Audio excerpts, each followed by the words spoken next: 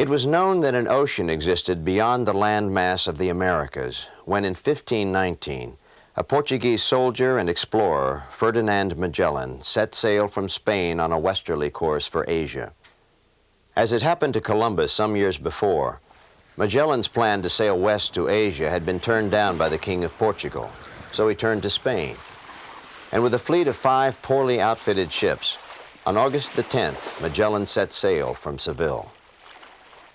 The course was a difficult one, south to Sierra Leone, enduring storms and long calms. Tempers flared, and a mutiny by some of the Spanish captains, who were clearly envious of Magellan's authority, was narrowly put down. At the bulge of Africa, Magellan changed course. They sailed southwest for 70 days, reaching Brazil by the end of September. 2,000 miles down the coast, they harbored at Rio de Janeiro.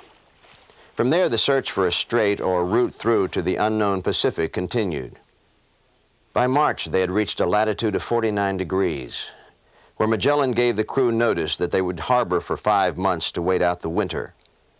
Some of the men had already died from the cold, and the reaction to the announcement was predictable: mutiny.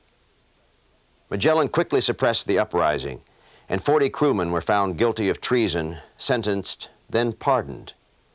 The ringleader, however, did not fare so well, and was ceremoniously hacked to pieces. In October, they journeyed on, discovering the straits that would forever after bear Magellan's name. By late November of 1520, they were in the Pacific. Sailing up the coast of South America to a latitude of 30 degrees south, the fleet headed out into the ocean to begin a terrible voyage. For 89 days and 13,000 miles they sailed. When provisions ran out, they resorted to eating oxhide, rats, and even sawdust. One by one, they began to die of scurvy. Then at last they reached the Marianas, where there was a confrontation with the islanders over stolen supplies. Continuing on to the Philippines, they found fresh water for the first time in 4 months, and Magellan found his final destination. Attempting to impress an island leader with his superior military might, Magellan was killed in a clash with tribesmen. No clear records exist for the next 6 months. Logbooks reveal little, but by November, the survivors had finally reached the Spice Islands. It was there, after gathering cargoes of cloves, that the 2 remaining ships separated.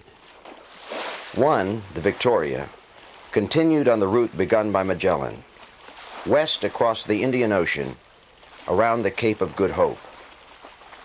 Outrunning Portuguese ships, they made it back to Spain, realizing Magellan's dream and completing the first circumnavigation of the globe. The second vessel, the Trinidad, turned around to retrace its steps, but was eventually captured by the Portuguese. Spain was to reap little reward from the venture and ultimately abandon her claim to the Moluccas. It was left to men like the Englishman Sir Francis Drake, the Dutchman Abel Tasman, the Frenchman de Bougainville, and countless others to chart the mysteries of the vast Pacific.